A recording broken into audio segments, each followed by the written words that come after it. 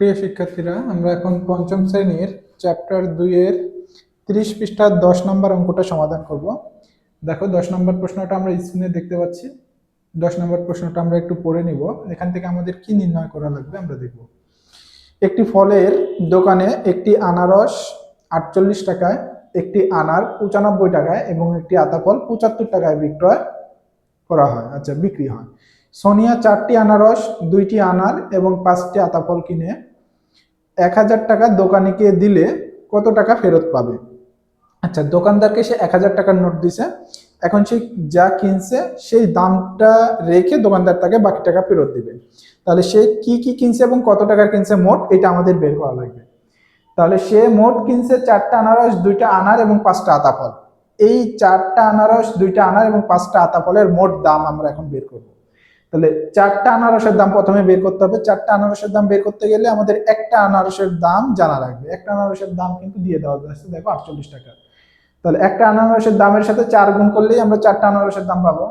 একইভাবে একটা আনারের দাম দেওয়া আছে, দেখো 95 টাকা। একটা আনারের সাথে 2 গুণ করলে আমরা 2টা আনারের দাম পাবো। আর একটা আতা ফলের দাম দেওয়া আছে 75 টাকা। একটা আতা ফলের দামের সাথে 75-এর সাথে 5 গুণ করলে আমরা 5টা আতা ফলের দাম পাবো। সবগুলা দাম বের করে আমরা যোগ করব। তাহলে আমরা মোট দাম বা মোট কত টাকার সে ফল কিনছে সেটা পেয়ে যাব। তারপরে দোকানদার তাকে কত টাকা ফেরত দিবে এটা আমরা বের করতে পারবো। তাহলে প্রশ্নটা সমাধান দেখো আমরা বোর্ডে করতেছি 10 নম্বরে। তাহলে প্রথমে আমাদের দেওয়া আছে, দেখো একটা আনারসের দাম 48 টাকা। তাহলে আমরা লিখব একটি আনারসের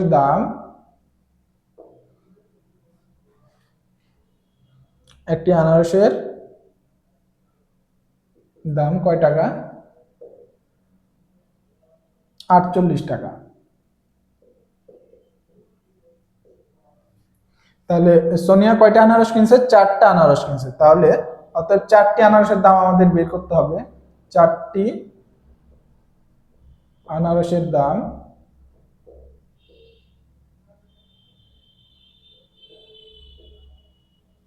তাহলে একটা আনারসের দামের সাথে 4 গুণ করলে 4টা আনারসের দাম পাবো। তাহলে 48-এর সাথে আমরা 4 গুণ করব। 4 × 32, 32-এর 2 হাতে থাকে 3, 4 × 16, 16 আর 3 19, তাহলে 192। তাহলে 4টা আনারসের দাম 192 টাকা। দেখো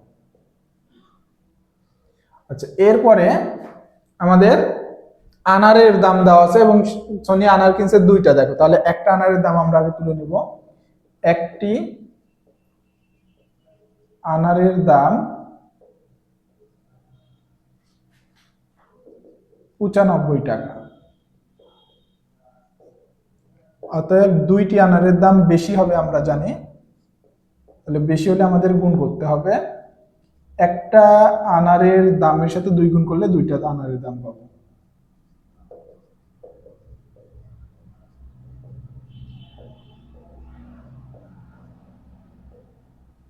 তাহলে 95-এর সাথে আমরা 2 গুণ করব।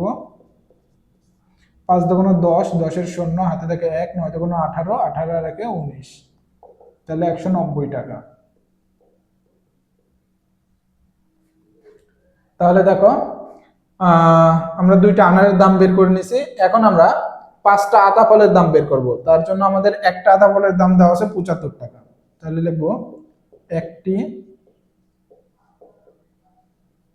আতা ফলের দাম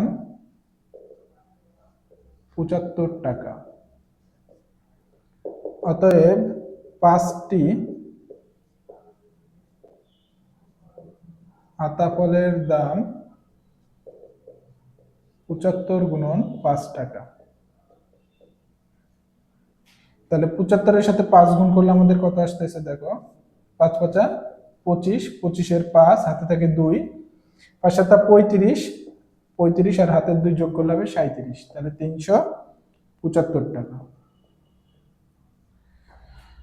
তাহলে দেখো এখানে আমরা সোনিয়া মোট 4টা আনারস, 2টা আনার আর 5টা আতা ফল কিনছে, আমরা সেগুলোর দাম বের করে নিচ্ছি। এখন মোট কত টাকার কিনছে তাহলে এটা বের করে নেব। তাহলে সোনিয়া মোট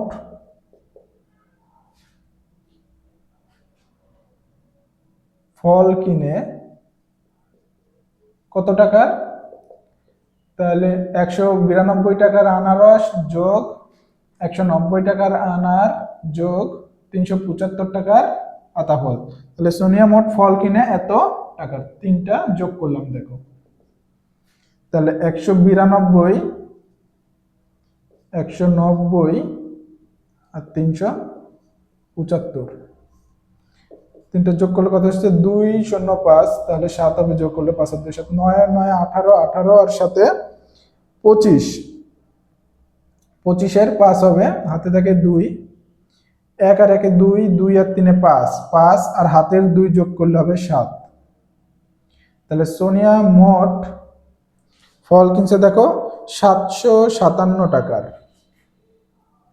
757 টাকা।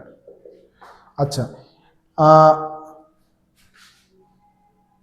757 হবে।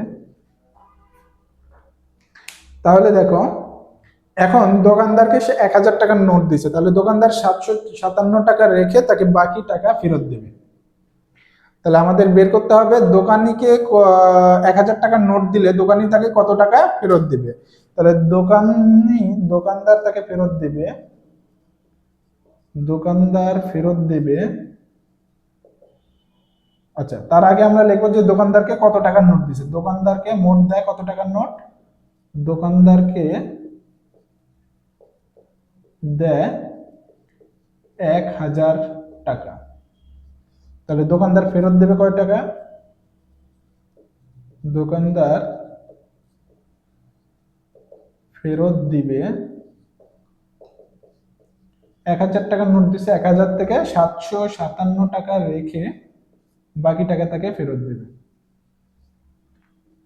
তাহলে 1000 থেকে আমরা 757 বিয়োগ করব। তাহলে 7 উপরে 0, তাহলে যেহেতু উপরে 0 আছে তাহলে 10 ধরতে হবে, 7 আছে কত হলে 10 পাবো? 3। যেহেতু উপরে 0 জায়গাতে 10 ধরছি, তাহলে নিচে 5 এর সাথে 1 যোগ করতে হবে, পরের সংখ্যা 5 এর সাথে 1 যোগ করতে হবে, 6 হবে। 6 আবার উপরে 0, তাহলে 10 যেতে হবে, 6 এসে কত হলে 10 পাবো? 4। যেহেতু উপরে 10 ধরছে, নিচে আবার পরের সংখ্যার সাথে 1 যোগ করতে হবে, 7 এর সাথে 1 যোগ করলে 8 হবে। 8 আছে উপরে আবার 0, 10 ধরতে হবে, 8 আছে কত হলে 10 পাবো? 2। তাহলে উপরে যেহেতু 10 ধরছে, নিচে আবারও 1 যোগ করতে হবে, 7 পরে কোনো সংখ্যা নেই, তাহলে 1 থাকবে শুধু, 1 আর 1 0 দেখো। তাহলে আমাদের অবশিষ্ট থাকতেছে 243 টাকা। তাহলে দেখো দোকানদার তাকে 243 টাকা ফেরত দিবে। উত্তর 243 টাকা। আশা করি তোমরা এই অঙ্কটা বুঝতে পারছো। অঙ্কটা একটু তোমরা নোট করে রাখবে খাতায়, যখন তোমরা বাসায় নিজেরা না দেখে এটা প্র্যাকটিস করবে, তখন কোথাও আটকে গেলে বা প্রবলেম হলে, বুঝতে না পারলে এই নোট করা অঙ্কটা দেখে তোমরা বুঝে নিয়ে তারপরে কিন্তু খুব সহজেই আবার করতে পারবে।